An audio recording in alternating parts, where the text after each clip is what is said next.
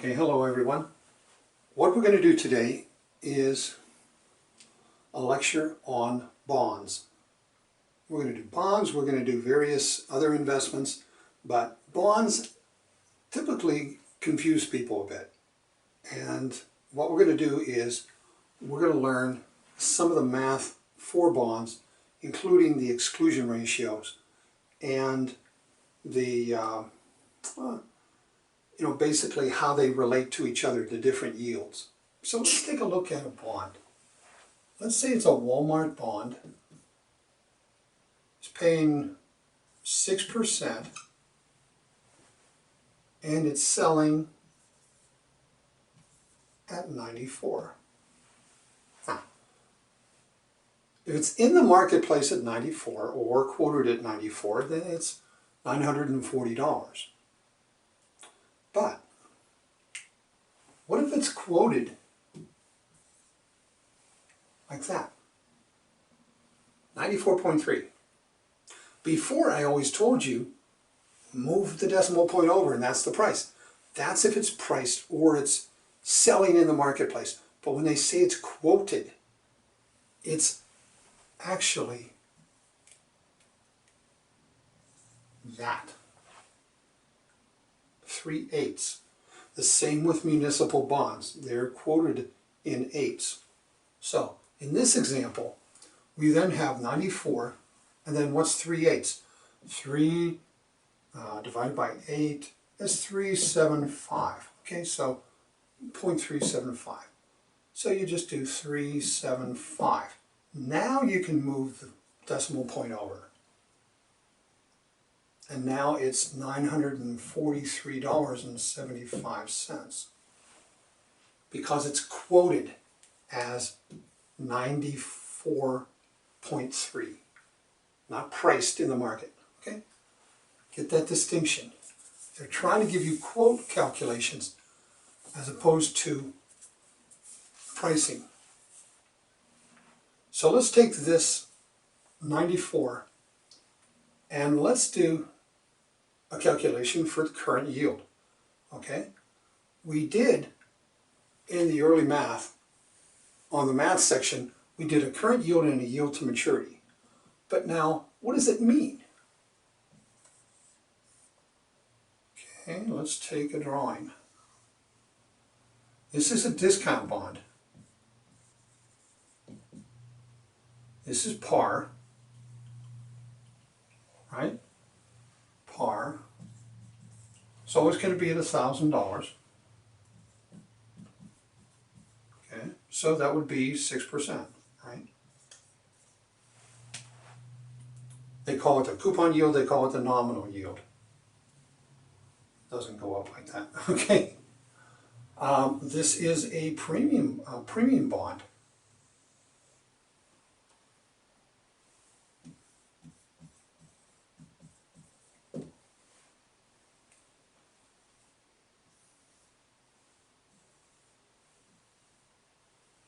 Current yield, yield to maturity, and then, okay, yield to call, yield to call. They want you to understand the relationship on how these work. You know, this is going down.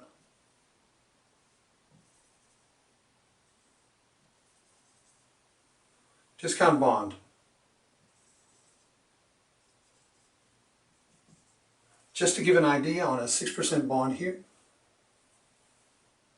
let's do the math. Let's do the math.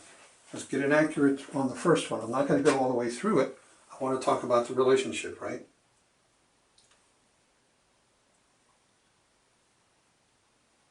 So looking at the current yield is $60 divided by 940.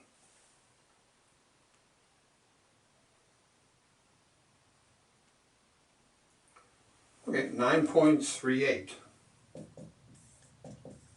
I'm sorry, 6.38. Okay, so right here, 6.38.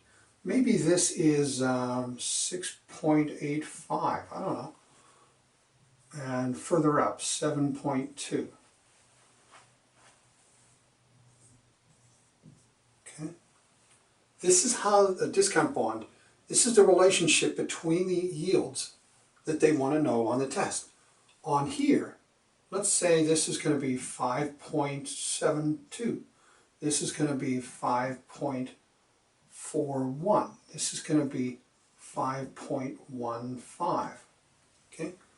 A premium bond, you're paying more for it. So you had to pay a higher amount. Let's just take an example. If this was $1,060, what would the current yield be? So let's do it. We're still dealing with $60. It doesn't matter what the price of the bond is, it's going to pay 6% of 1,000 on the par. So it's 60 divided by 1060, which is going to be 5.66. I wasn't too far off. Okay? And here we're sitting at 6% as the coupon. So the question could be simple as, what is the relationship between between the yield to maturity and the current yield? Or which is higher, the yield to maturity or the current yield on a discount bond? Well, on a discount bond, the yield to maturity is higher, always. On a premium bond, the yield to maturity is always lower than the current yield. In fact, the 6% coupon yield is higher than all of them in a premium bond. And on a discount, the 6% is always the lowest calculation, the 6% nominal or coupon yield. Going in ascending order, a discount bond, it would be coupon, current yield, yield to maturity, yield to call. That's ascending order. Ascending order means higher the next to the next to the next. Okay? Growing in value. So ascending order on a premium would be yield to call, yield to maturity, current yield, coupon. Don't let them fool you with coupon and nominal. They're the same. Nominal yield and coupon yield are the same. Okay? Understand the relationship here. How does this happen? I thought you were going to ask that. That's simple. Seesaw. We get another seesaw to show you.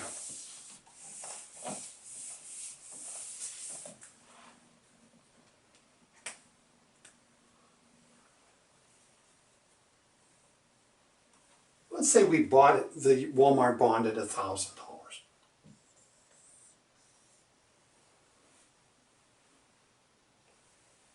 As yields decrease, prices increase. If yields are going to increase, then prices are going to decrease. It has the opposite effect, just like the seesaw. Okay? Just like the seesaw. Yields are down, prices are up. Let's take a look at this on a practical way. What if you are looking at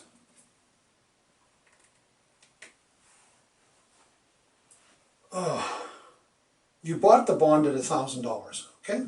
You bought the bond at $1,000. Time goes on, and interest rates are 5%. Okay? 5%. Are you going to sell your $1,000 bond for $1,000? You get $60 interest. These people, 50. Right now, what this is saying is bonds are being issued in the marketplace at 5%. So anybody who wants to buy new issue bonds, they're getting 5%. You have a bond that has $60, $10 more a year to them. That doesn't add up to much in just one bond. But people don't buy just one bond at a time. They're going for income. They're going to buy 50, 100, 200 bonds at a time for regular income. So what does this do?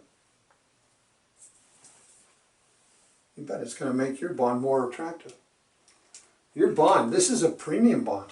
If interest rates dropped down to 5% from 6 down to 5, your yield, your bond, the price of $1,000,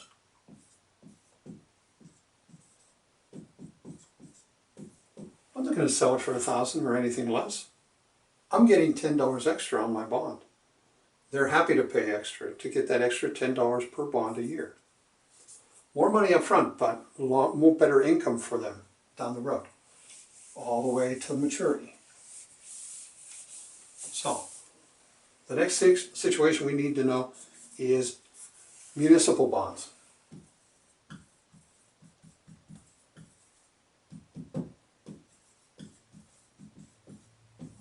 These are from your state, local taxing authorities, your city government, county government, state government, the school district, the project for the community center, the toll road, the dam that they're putting in, and they're going to generate revenue from electricity.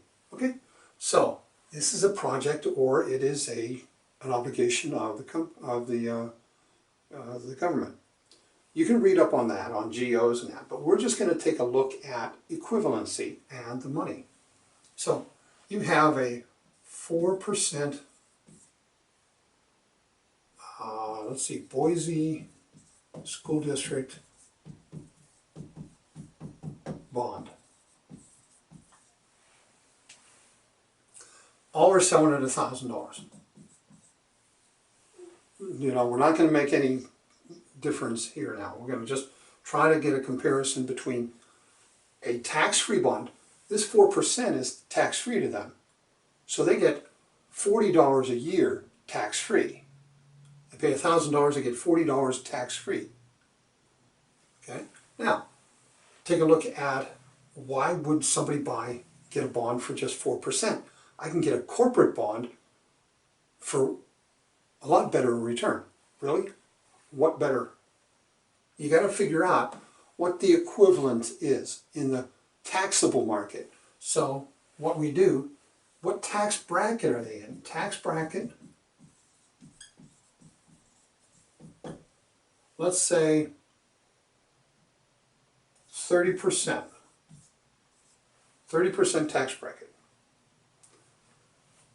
So the problem is this: 4 divided by 1 minus 0.30 equals 4 divided by 0.7 equals. What's this going to do? Well, I'm saying that for a couple of reasons, so that I can stall to get out the calculator and do this. But what it does is it tells us what the equivalent for this 4% is in our pocket. If I get a tax-free bond and I get $40, what do I got in my pocket? $40. How about after the tax man gets me? $40. After taxes. There was no taxes on that. But what about a corporate bond? I'm going to get more interest, but I'm going to have to pay taxes. The bottom line is, what's left in the pocket after the tax man gets us? So, let's take a look. So we're going to go 4 and divide by 0.7.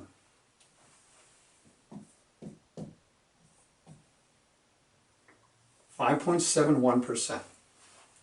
This is saying this bond, tax-free, is equal to a bond that pays 5.71% that is taxable.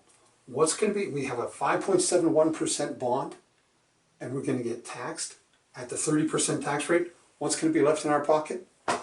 $40. Gee, just the same as that. So why do we want this calculation? We want to find out for the customer. He comes and says, hey, I saw this Boise School District bond at 4%. I'm very interested. What do you think?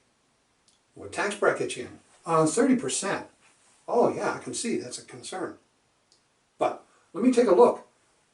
And he says, well, why would you want to look for something? I said, what if we can get you more money after taxes? I mean, give unto Caesar what is Caesar's. Who cares? As long as after I'm taxed, I got more than $44 or $40. Oh, okay, take a look at that. Now, I look in the market and I find a Walmart bond at 5.85%. And I show him that and I says, this is Walmart, very well, you know, AAA company, no worries on the debt. Yeah. And it's better than the 5.71 equivalent, which means you're going to have more money in your pocket. How much, he says. Okay, 5.85. This is the taxable equivalent. How much is the tax-free equivalent? We multiply by 0.7. Bear with me.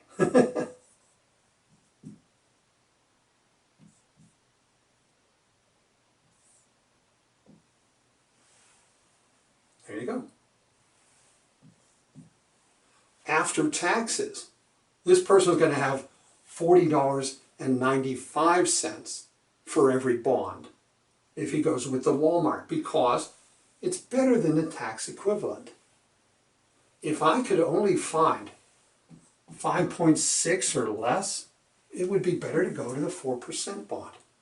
That's the type of questions you're going to get. Do the math, find the equivalent, but also, here's a scenario, this bond, or this bond. Which bond would give better after taxes for the individual? Okay, that's bonds, that's municipals. And the same works on municipals as I spoke earlier with the fulcrum, you know, the seesaw. It's all the same. Interest rates go up, prices go down. It's the opposite reaction. Are there exceptions to the rule? Yes.